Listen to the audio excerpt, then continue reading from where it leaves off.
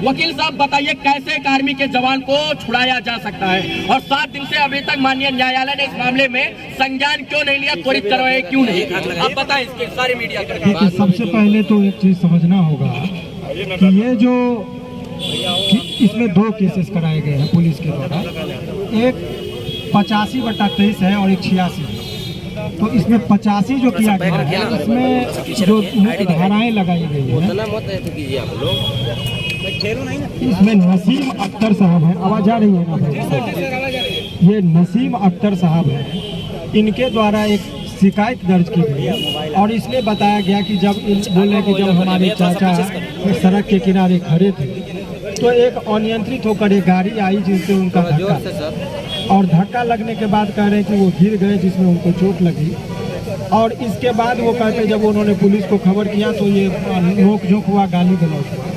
और इसमें धारा जो लगाया गया उसमें 279, 337, 338, 341, 323 और 325 बट्टा और 504। तो एक धारा के बारे में बता दूं कि ये देखिए, सबसे पहले तो आपको ये जानना होगा कि 379 जो धारा है वो जब कोई आदमी लापरवाही से गाड़ी चलाए, यदि साधारण शब्दों में कहा जाए तो आप देखते होंगे मोटरसाइकिल वगैरह है कोई आदमी और लहरिया का टाइप का चलाता है तो लापरवाही करते, तो उस सब में 279 लगता है।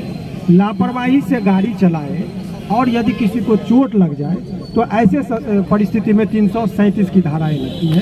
तो और 338 जो है, यदि चोट लगी और जान का खतरा हो तो 338 लगती है। तो ये एक सीरीज जो है 337, 338 और 279 ये लापरवाही से गाड़ी चलाने वाले के विरुद्ध लगता है।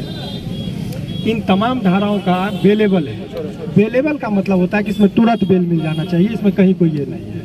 इसके बाद 341 लगाया गया कि यदि किसी व्यक्ति को आपने पकड़ लिया, कहीं जाने नहीं दिया, रॉन्गफुल कन्फाइनमेंट है। और 323 है कि लपड़ थप्पड़ से यदि किसी के बीच में मारपीट होती है तो वो लगता है। 504 है गाली गलौज का। तो तमाम जो धाराएं इसमें लगी है सभी बेलेबल है, उसमें as a matter of right bail मिल सकता है। एक सेक्शन जो जोड़ा गया है इसमें 325, ये 325 का इसमें कहीं कोई मटेरियल नहीं था। तो ये जो एफआईआर हुआ है वो जो मटेरियल है यहाँ पर अवेलेबल 325 का कहीं कोई मटेरियल नहीं है। यदि 325 कहता है कि यदि किसी को गंभीर चोट पहुँची है, और गंभीर चोट का परिभाषा है आईपीसी के 320 में दिया गया जो 7 कैटेगरी है। तो जानबूझकर यदि किसी को कोई मारा और तब यदि गंभीर रूप से चोट लगता है तब वो 325 लगता है। इस एफआईआर में ही ये बात कही गई है कि वो लापरवाही से गाड़ी चला रहे थे जिससे टक्कर हुई थी, इरादा नहीं था मारने का, तो 325 लगता है। इसीलिए ये बात यदि माननीय न्यायालय में रखा जाएगा। और मैं को थोड़ा लेके पास कर लीजिए सर। पानी वानी हो गया तो आवाज थोड़ा बढ़ाइए ना, इसका आवाज बढ़ा दीजिए ना। मेरा एक पानी बोतल दे रहा, पानी दे रहे पानी जी है। बिना माइक के ठीक है ऐसे नहीं, माइक थोड़ा सा माइक से बोलिएगा सर तो आवाज आएगा। कैमरा थोड़ा पीछे कीजिए सर, लोग आप लोग फिर आगे आवाज बढ़ाइए। नेताजी बंद कर ले, गिरी जी आवाज बढ़ाइए। तो इसमें ठीक है आपको बता दें जानकारी के लिए कि इसमें इको है, तो 325 जो धारा लगाया गया है उसके पीछे उद्देश्य क्या वो समझिए, ताकि इनको बेल मिलने में कठिनाई हो। और एक अहम बात यह है कि ये लड़ाई बिटवीन पुलिस और एक आर्मी के जवान के बीच की लड़ाई है। तो इसमें हम और आपकी एक भूमिका है कि पुलिस और आर्मी जो होते हैं वो आम आदमी के रक्षा के लिए होते हैं। आर्मी जो है बाहरी आक्रमण से हमारी रक्षा करते हैं, विदेशी आक्रमण से, और पुलिस जो होता है देश के सीमाओं के भीतर वो तमाम तरह के लोगों जो होते हैं जो अपराधी प्रवृत्ति के उन लोगों से रक्षा देती है।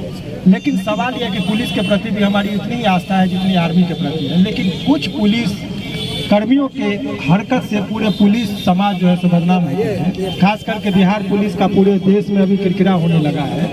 तो वो जो बाद की जो इनका कंडक्ट था कि मारते हुए उनको लेके गया आर्मी के जवान को, और वो परिचय भी देते रहे कि आर्मी का है, तो वो मारने का अधिकार उनको बिल्कुल नहीं है। वो आम आदमी को भी नहीं मार सकते हैं। तो यहाँ तो एक आर्मी का जवान था, उनके प्रति सभी लोगों की भावनाएं कदर होती है। तो ये सरासर जो है सो एक गलतपूर्ण तरीका था। उस पर विभागीय अपना जो भी कार्रवाई हुई इस चीज़ से नहीं है। कौन गलत कौन सही उससे भी हमें कोई मतलब नहीं है, क्योंकि वो जज और न्यायालय का काम है। अभी हम लोगों का मुख्य उद्देश्य है कि उनको बेल क्यों कैसे मिले और जल्दी से जल्दी कैसे रिहा हो। तो दो केस, एक केस का मैंने ये बताया और एक पुलिस के द्वारा भी की गई है। तो सवाल यह है कि लड़ाई भी पुलिस के द्वारा हो, पुलिस मारती भी है, पुलिस केस भी करती है, अनुसंधान भी वही लोकल पुलिस कर रही है। तो यहाँ अनुसंधान फेयर होगा कि नहीं होगा, ये एक अहम मुद्दा है। तो इसकी जांच इंडिपेंडेंट एजेंसी से होनी चाहिए कि आखिर दोषी कौन है। तो वही पुलिस आप ही चोर, आप ही राजा, आप ही केस करने वाले, तो फिर न्याय की उम्मीद नहीं की जा सकती है। और भारतीय न्यायपालिका में एक जूरिस्प्रूडेंस का सिद्धांत है कि न्याय केवल होना नहीं चाहिए, न्याय होते दिखना भी चाहिए। तो यदि वो सही बात है तो आप इंडिपेंडेंट एजेंसी को आप जांच के लिए दे दीजिए, और तब वो निष्कर्ष निकलेगा कि किसकी गलती, वो बात का विषय है। अभी इस केस में रिमांड रिफ्यूजल का एक पिटीशन पढ़ना चाहिए था। जब पुलिस ने उनको न्यायालय के समक्ष रखा गया तो उस रिमांड का ही वो वहाँ पर प्रेयर होना चाहिए था कि ये इनके खिलाफ कोई भी मटेरियल अवेलेबल नहीं है। वो FIR के पढ़ के बता देते तो हो सकता था कि न्यायालय में जो है उनको उसी टाइम में रिमांड रिफ्यूजल होता है, वो निकल जाए। लेकिन पुलिस ने क्या किया, उसको बाद में पहले वो केस अपना केस दे दिया। पुलिस ने क्या किया कि जल्दबाजी में उनको न्यायालय के समक्ष रख दिया और उनको भी सारी बातें नहीं बताई गई और उनका कस्टडी रूटीन वे में जो होता है हो गया। अब सवाल ये है कि अब ऐसे परिस्थिति, अब वो पुलिस अभिरक्षा में नहीं, न्यायिक अभिरक्षा में है, यानी कि न्यायालय के आदेशानुसार वो जेल में है। और हम और आप जानते हैं ये मीडियाबाजी का शोर हो या हमारे और आपके चीखने चिल्लाने का हो, न्यायालय को कोई फर्क नहीं पड़ता, क्योंकि उसके आंख पे पट्टी होता है और हाथ में तराजू होता है, वो सबूत के आधार पर काम करते हैं। तो ये एक जो है, अब वो कानूनी प्रक्रिया से अंदर गए हैं तो कानूनी प्रक्रिया से ही उनको लाना पड़ेगा और विधिवत जो कार्रवाई होती है, जिस तरह से बेल पिटीशन मूव होगा, मजिस्ट्रेट इसमें बेल जनरली देते नहीं है और वो बेल रिजेक्ट भी होगा। अब सेशन न्यायालय में वो गया है। अब सेशन न्यायालय में तमाम ये बातें जो FIR में जो असत्य बातें को लिखा गया है उसकी व्याख्या की जाएगी, तो वो और डायरी की बात की जाएगी। तो डायरी अभी पुलिस के पास में ये है कि डायरी आप समर्पित कर दीजिए तुरंत में, क्योंकि इसमें तो बहुत ज़्यादा अनुसंधान करने की बात है नहीं। तो डायरेक्ट वो चार्जशीट दे दे और सही बात को वो रखे ताकि वो जल्दी से जल्दी छूट जाए। क्योंकि न्यायालय में ये टेक्निकल बात उठ सकती है कि हमको चार्जशीट या डायरी आने दीजिए तब मैं देखूंगा, तो लंबी प्रक्रिया है। सर एक यहाँ पे बात है जिसमें है कि 45 के अनुसार, एक मिनट, ये भी बात बहुत अच्छी बात आप लोगों ने कहा। जब कानूनी बात होगी तो आर्मी के किसी भी जो होते हैं CRPC की धारा 45 के तहत बोलता है कि उनको डायरेक्ट अरेस्ट जो राज्य सरकार की पुलिस है वो नहीं कर सकती है। लेकिन उसमें एक टेक्निकल वर्ड है, उससे गुमराह होने की जरूरत नहीं है। वो कहता है कि यदि वो ऑन ड्यूटी होते तब की बात करते हैं। परंतु सुप्रीम कोर्ट में जजमेंट आया, कहा कि आपको यदि आनंद फानंद में यदि वो छुट्टी पर भी है तो अरेस्टिंग करने से पहले उनके कमांडेंट ऑफिसर जो होते हैं उनसे आप अवगत कराइए और उसके बाद यदि वो आपको सहमति देते हैं तभी आप अरेस्ट कीजिए। तो क्या वो प्रक्रिया पूरा की गई? तो एक आर्मी का लेटर भी आया है, आर्मी वहाँ से, तो वो तमाम एक चीज जो ये हम लोग लाएंगे रिकॉर्ड पर। और देखिए गलत और सही, सर फिर से जॉब मिल सकता है उनको, जॉब ऊपर कोई खतरा नहीं है। और समझिए कि वो गलत हुआ कि सही हुआ, ये बात न्यायालय में आप सबूत के आधार पर तय करवाएंगे और न्यायालय के ये होता है, उस पर हमारी और आपकी टीका टिप्पणी नहीं होनी चाहिए। अभी सवाल ये है, माना कि उसको गिरफ्तार करने की शक्ति नहीं थी, गिरफ्तार किया। और आपको बता रहे हैं आम जनता की बात में समझिए कि 7 वर्ष से नीचे की सजा का जो भी प्रावधान है जिस केस में, उसमें उनको डायरेक्ट अरेस्ट करना ही नहीं। एक आर्मी के अलावा मैं अन्य व्यक्तियों में कह रहा हूँ, अभी माननीय सुप्रीम कोर्ट ने अरनेश कुमार के केस में भी ये डायरेक्ट गाइडलाइन दिया कि ऐसा कोई अपराध जिसमें 7 वर्ष से नीचे की सजा का प्रावधान हो, उसमें डायरेक्ट आपको गिरफ्तारी नहीं करनी। तो आखिर क्या ऐसी जरूरत है कि आपने गिरफ्तार करके उसको भेज दिया? तो एक तरीके से देखिएगा, गलती पर गलती, पहले तो उनको मारना नहीं चाहिए पुलिस को। माना कि बहुत लोग कहते हैं, दोनों पक्ष है, पुलिस वाले का कहना है कि मुझे गाली दी, तो गाली दी गई तो उसका आपको यदि किसी ने किसी को गोली मार दिया तो क्या पुलिस भी उसको गोली मार दे? सर पुलिस वाले अभी तक बाहर क्यों पहले हैं? पुलिस वाले ने क्या गया? थप्पड़ मारा है सर। मैं वो बात नहीं कर रहा हूँ, उनकी बात को मैं कर रहा हूँ। और यदि वो गाली का कोई साक्ष्य नहीं आया है अभी तक, उनको अंदर क्यों नहीं भेजा गया? और उनको अंदर भेजने की जो बात कही जा रही है, ये तमाम तरह का चीज़ जो हमारे आपके लोगों जो यहाँ पर धरना पर बैठे हैं, इनका उद्देश्य, बहुत लोग कह रहे हैं कि न्यायपालिका के कार्य को प्रभावित कर रहे हैं, इनका उद्देश्य वो नहीं है। ये लोग जो धरना पर बैठे हैं, इनका उद्देश्य है कि अभी निष्पक्ष जांच हो और कम से कम चार्जशीट में जो है जो हकीकत बात है वो इन लोगों का उद्देश्य यही है। वो न्यायालय के कार्यों में हस्तक्षेप नहीं कर रहे। एक रूमर फैलाया जा रहा है कि इन लोगों पर भी केस हो जाए, कि न्यायिक कार्य में इन लोगों ने प्रेशर दिया, तो वो सब इन लोगों का यही स्टेटमेंट है कि मेरा ऐसा कोई ये नहीं है।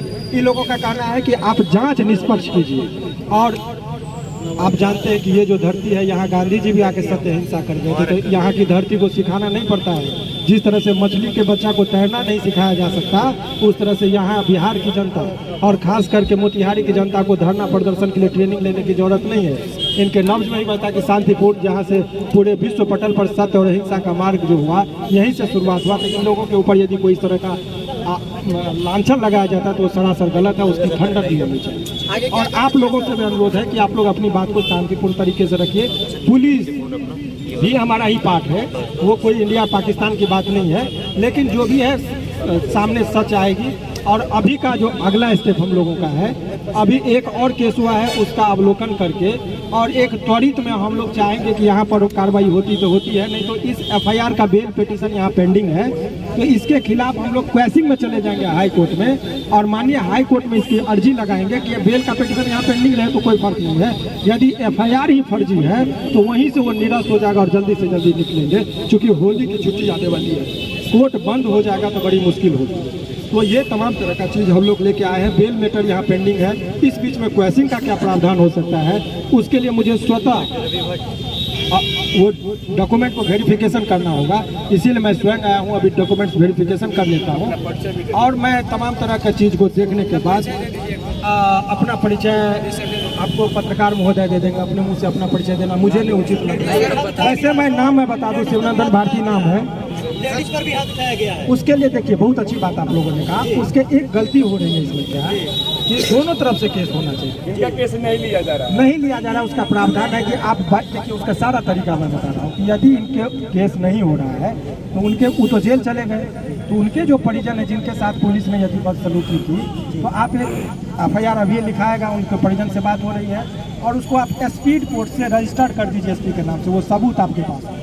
और तब नहीं कार्रवाई होगी तो कोर्ट में हम लोग जो है तो 156(3) के तहत पिटीशन देके कि कहेंगे कि क्यों नहीं हुआ, तब वहाँ पर जो है ऐसे ही केस में जो है सब आईओ और पुलिस को और एसपी को फटकार लगती है माननीय न्यायालय से। तो सारे चीज़ों का प्रावधान है कानूनी रूप से। तो यहाँ पर आप लोग सड़क पर जो भी अपनी बात को रख रहे हैं वो ठीक है। हम देखिए, सवाल ये बहुत लोगों ने कहा कि इनको क्या ज़रूरत है आने की, इनको क्या ज़रूरत है, रवि भाई भट्ट या जो भी लोग पत्रकार बंधु, इनको आने की क्या ज़रूरत है। तो मेरा एक ही सवाल है कि जब आर्मी के लोग जब छुट्टी में, शादी ब्याह, मुंडन, श्राद्ध में आते हैं और अपनी भी शादी लगी रहती है और खबर आती है कि बॉर्डर पर जो है सो आक्रमण की स्थिति हो गई, तो सारे चीज़ों को पोस्टपोन करके और देश की रक्षा के लिए वो चले जाते हैं। तो आज यदि वो खतरे में है तो क्या हमारा और आपका एक जिम्मेदार नागरिक होने के नाते जो कर्तव्य है वो कर रहे हैं। इसलिए इस बात को करने में कहीं ऑटोशक्ति नहीं है। हाँ, लेकिन दूसरी तरफ मैं आप लोगों से करूँ, ऐसे परिस्थिति में बहुत ज़्यादा उतावलापन में नहीं आना है। पुलिस भी हमारा ही पार्ट है, हम लोग कानूनी रूप से उसको कड़े से कड़े दंड भी दिलाएंगे। इसीलिए आप लोग को, हम लोगों को हिंसक नहीं होना है जी।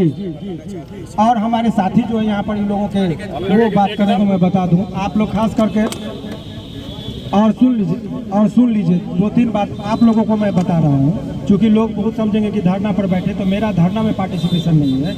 इन लोगों के लीगल एडवाइस के तौर पर मैं बताया कि आप लोगों को बहुत लोग उकसाने की कोशिश करेंगे कि किसी तरीके से हिंसक आप लोग किसी भी कीमत पर, यदि सचमुच चाहते हैं कि आपको अपने आर्मी पर सच्ची श्रद्धा है, आप उनका सम्मान करते हैं, तो ये हिंसक नहीं हो, ताकि आप लोगों को भी लपेटा जा सकता है। क्योंकि ये लड़ाई पुलिस, पब्लिक और आर्मी के बीच की लड़ाई है। हम और आप, उनके पास बहुत सारा मैकेनिज्म, तो भड़काने की कोशिश नहीं करना है। कोई यदि भड़काए, कहने का मतलब है कि जब हम लोग, हमारा आर्मी पर्सन